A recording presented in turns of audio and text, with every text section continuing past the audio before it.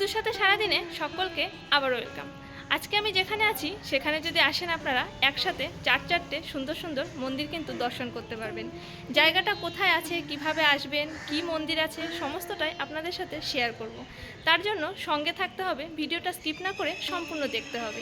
আর video শেষে ভিডিওটি কেমন লাগলো সেটা কিন্তু কমেন্টে জানাতে ভুলবেন না। আর মন্দিরটা কিন্তু কলকাতাতেই রয়েছে। তো চলুন মন্দিরে যাওয়া যাক।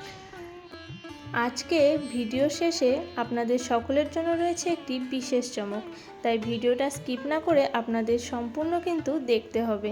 তো চলুন ভিডিওটা শুরু করি। আমি এখন দাঁড়িয়ে আছি খান্না মোড়ে। আর এই খান্না মোড়ে আপনারা কিন্তু যে কোনো দিক থেকে আসতে পারবেন, মানে শ্যামবাজার মেট্রো থেকেও আসতে পারবেন, শোভাবাজার মেট্রো থেকেও আসতে পারবেন। আর জৈন টেম্পলে যাওয়ার জন্য আমাকে যেতে হবে বিধাননগরের দিকে। বিধাননগরের দিকে মুখ করে 2 থেকে 3 মিনিট মতন হাঁটলেই এরকম একটা 4 মাথার মোড় পড়বে। এবার রাস্তাটাকে ক্রস করে ডান দিকের রাস্তাটায় যাব। ডান দিকের রাস্তা দিয়ে সোজা কিছুটা রাস্তা হেঁটে যেতে হবে। প্রথমে বাঁদিকে একটা গলি পড়বে, সেই গলিটাকে ওভারকাম করে 2 নম্বর এই যে গলিটা রয়েছে এটা দিয়ে একটুখানি হাঁটলেই, মানে 1 মিনিট মতন হাঁটলেই দেখতে পারবেন এই যে মন্দিরের দেয়ালগুলো কিন্তু এখান থেকেই দেখা যাচ্ছে। মানে রাস্তা থেকেই বলতে পারেন মন্দিরটাকে আপনি কিছুটা দেখতে পাবেন।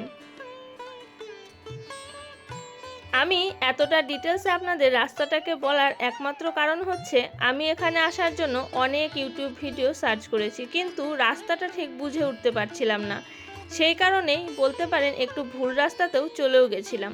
তাই আপনাদের সুবিধার্থে এতটা ডিটেলসে আমি বললাম। হতেও তো পারে যে আমার মতন অনেকেই রাস্তা গুলিয়ে ফেলছেন। আর ঢুকতেই দেখবেন মন্দিরের দেয়ালে এই রকম জৈন ধর্মের নানা পৌরাণিক কাহিনী এরকম চিত্র করে করে সুন্দর করে খোদাই করা রয়েছে।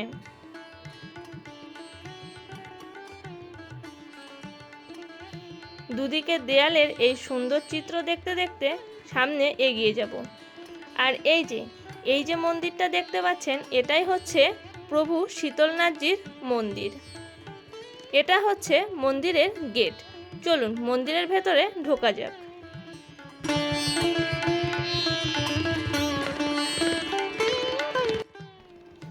মন্দিরে ঢুকেই বাঁ হাতেই দেখতে পাবেন এরকম একটি বিশালাকার জলাশয়। আর তার ঠিক উল্টো দিকেই রয়েছে কিন্তু শ্রী শীতলনাথজির মন্দিরটি। মন্দিরটি কিন্তু অপূর্ব সুন্দর, আর চারিদিকটা খুব সুন্দর করে সাজানো গোছানো। ভিডিওর শুরুতেই কিন্তু আমি আপনাদের আজকে বলেছিলাম যে আপনাদের 4টি জৈন মন্দির আমি ঘুরে দেখাবো। আর প্রতিটি জৈন মন্দিরের এটাই হয়তো একটা বিশাল বড় বিশেষত্ব। প্রত্যেকটা জৈন মন্দিরে গেলেই আপনারা এরকম একটা করে জলাশয় কিন্তু দেখতে পাবেন। আর পরিবেশ কিন্তু খুবই শান্ত এবং খুবই সুন্দর। তবে এই মন্দির সম্পর্কে ছোট্ট একটা ইতিহাস আপনাদের সাথে শেয়ার করি। এই মন্দিরটি রায় বদ্রীদাস বাহাদুর 1867 সালে প্রতিষ্ঠা করেন। এই মন্দিরটির স্থাপত্যশৈলী নির্মাণ করেছিলেন শ্রী কল্যাণসারী স্বরাজ মহারাজ। এই পরেশনাথ জৈন মন্দিরটি মোট 4টি মন্দিরের সমন্বয়ে কিন্তু গঠিত। প্রধান মন্দিরটি শ্রী শীতলনাথজির 10ম জৈন তীর্থঙ্করের নাম অনুসারে গঠিত। এই মন্দিরের সাথে আরও বাকি যে 3টি মন্দির রয়েছে সেটাও আপনাদের যখন ঘুরে দেখাবো সেগুলো সম্পর্কেও নিশ্চয়ই আপনাদেরকে আমি জানাবো। তো চলুন মন্দিরের ভেতরটায় ঢোকা যাক। হয়তো ভেতরে ক্যামেরা অ্যালাউ করবে না, তবুও দেখছি কতদূর আপনাদের সাথে শেয়ার করা যায়।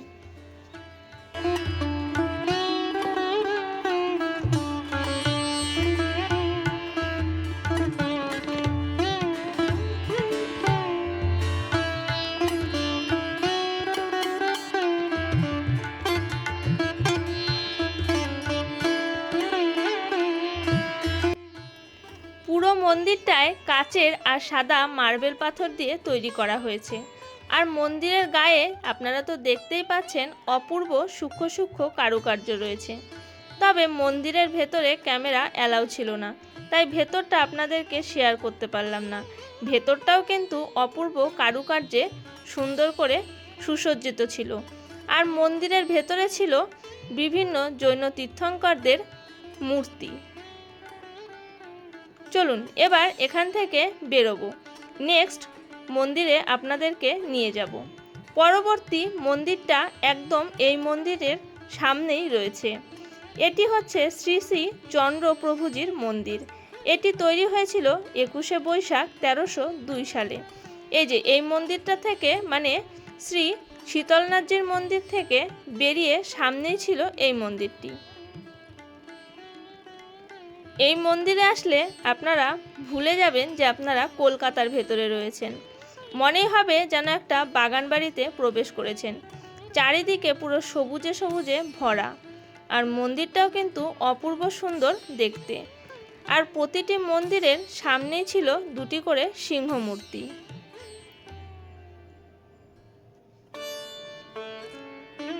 চলুন এবার মন্দিরের ভেতরে যাওয়া যাক।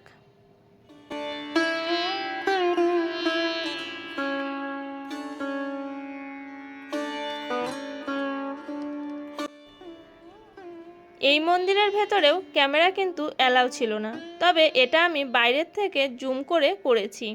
এখানেও জৈন ধর্মেরই মহাবীরদের মূর্তি কিন্তু রাখা ছিল।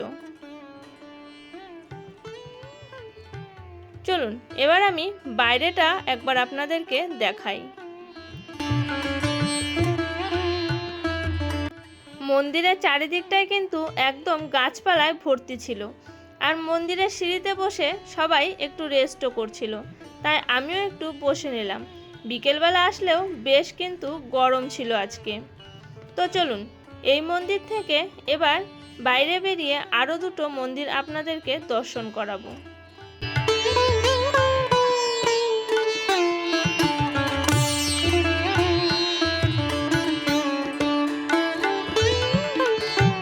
এই মন্দির দিয়ে বেরিয়ে সোজা সামনের দিকে কিছুটা হেঁটে যেতে হবে।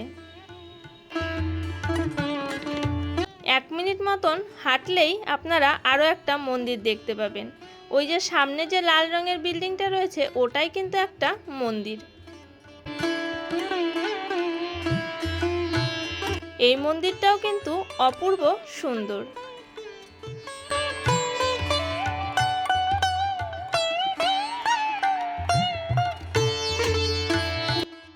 এই মন্দিরটি কুশলজির মন্দির। এই মন্দিরটি জৈন শ্বেতাম্বার দাদাজি কা টেম্পল হিসেবেই পরিচিত। আর এই মন্দিরেই কিন্তু জৈন তীর্থঙ্কর শ্রী কুশলজির পদচিহ্ন রক্ষিত আছে, যাকে এখানে পুজো করা হয়। তো চলুন মন্দিরের ভেতরে আপনাদেরকে ঘুরে দেখাই।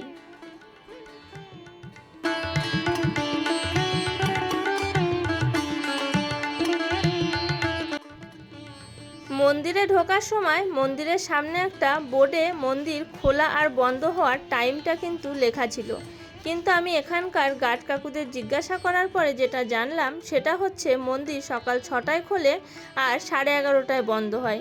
বিকেল 4টেই খোলে, আবার সন্ধে 7:30টা পর্যন্ত প্রত্যেকটা মন্দিরই কিন্তু খোলা থাকে।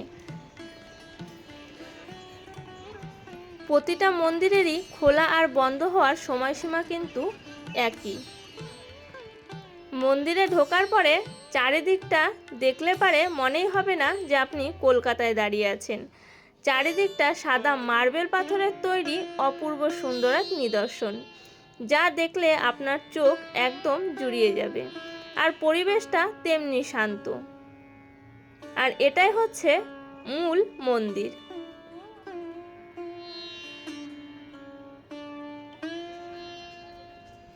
মন্দির দর্শন তো আপনারা করছেনই, তার সাথে প্রত্যেকবারের মতন এবারও আপনাদের কাছে একটাই অনুরোধ, মন্দিরগুলো ঘুরে দেখে আপনাদের যদি ভালো লাগে তাহলে ভিডিওটিতে একটা লাইক কমেন্ট শেয়ার করতে কিন্তু ভুলবেন না।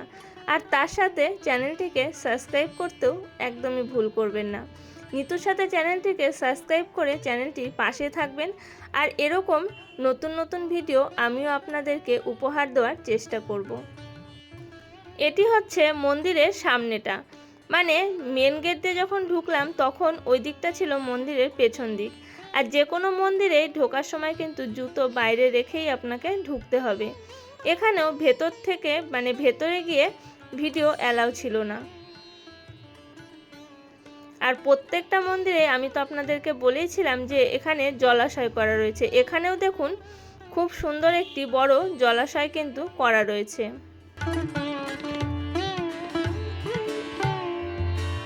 আর এই মন্দিরটিতেও চারিদিকে সুন্দর করে সাজানো গোছানো আর গাছপালাতে কিন্তু ভর্তি ছিল। আর প্রত্যেকটা মন্দিরের মতন এই মন্দিরেও কিন্তু দুদিকে দুটো সিংহ মূর্তিও রাখা ছিল।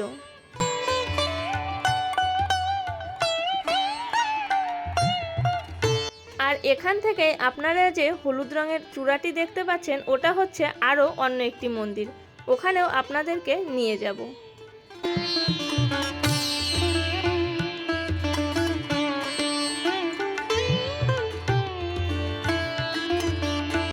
চারটি মন্দিরই কিন্তু একদম কাছাকাছি রয়েছে, মানে একটার সঙ্গে একটা গা লাগা বলতে পারেন।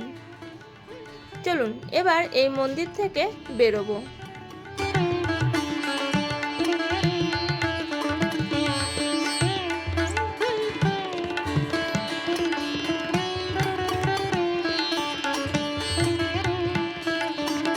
মন্দির থেকে বেরিয়ে ডান দিকে মোড় নিতে হবে।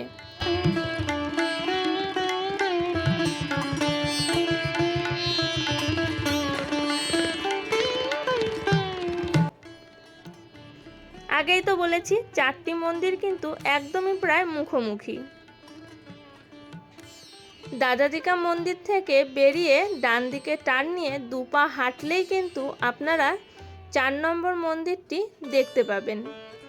দেখুন এখান থেকে কিন্তু মন্দিরের চূড়াটা দেখা যাচ্ছে। মন্দিরের দুদিক দিয়ে রয়েছে প্রবেশদ্বার। চলুন এবার ভেতরে ঢোকা যাক। এটি হচ্ছে শ্রী শ্রী মহাবীর স্বামিকা মন্দির।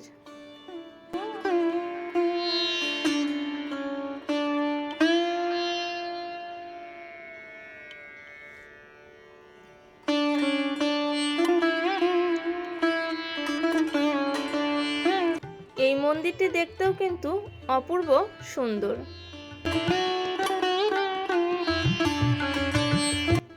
আমি যেহেতু একদম বিকেল বিকেল করে এসেছি, তাই ঘুরতে ঘুরতে অনেকটাই সন্ধে হয়ে গেছে।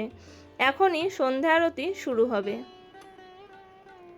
কোনো মন্দিরের ভেতরেই কিন্তু ক্যামেরা অ্যালাউ নেই, তাই ভেতরটা আপনাদেরকে দেখানো কোনোভাবেই সম্ভব হলো না। প্রত্যেকটি মন্দিরের মতন এই মন্দিরেও আপনারা কিন্তু দেখতে পাচ্ছেন দুদিকেই রয়েছে সিংহ মূর্তি।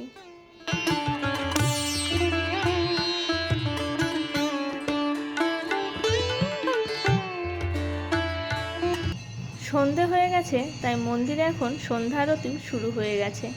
আমার ভগবানের আশীর্বাদ আর মন্দির দর্শন দুটোই সম্পূর্ণ হয়েছে। এবার আপনাদেরকে শেষে একটি চমক আমি দেখাবো বলেছিলাম, চলুন সেটাই আমি দেখিয়ে নিয়ে আসি। এটাই ছিল আমার আজকের ভিডিওর একদম শেষের অংশ, বা বলতে পারেন সবথেকে সুন্দরতম অংশ। এটা হচ্ছে শীতলনাথ মন্দির, যেটা আপনারা শুরুতেই দেখেছেন। কিন্তু লাইট জ্বালানোর পরে এই মন্দিরের সৌন্দর্য যেন চোখ ফেরানো যায় না। সৌন্দর্যের এক অন্যরকম মাত্রা নিয়ে এসেছে এই মন্দিরটি। আপনাদেরকে সকলকেই বলবো সময় করে একবার এসে ঘুরে যাবেন, এখান থেকে ভালো লাগবে। আজকে আমার মন্দির দর্শন এই পর্যন্তই। আপনাদের সাথে আবারও দেখা হবে খুব তাড়াতাড়ি। ততক্ষণের জন্য সকলে ভালো থাকবেন, সুস্থ থাকবেন। আর এখনও পর্যন্ত আমার চ্যানেলটিকে যারা সাবস্ক্রাইব করেননি, সাবস্ক্রাইব করে নেবেন। আর আজকে আমার সাথে এই মন্দিরগুলো আপনাদের ঘুরে দেখতে কেমন লাগলো সেটা কিন্তু কমেন্টে জানাতে ভুলবেন না। ভালো লাগলে ছোট্ট একটা লাইক করে দেবেন। আজকে আমি এখানে বিদায় নিচ্ছি।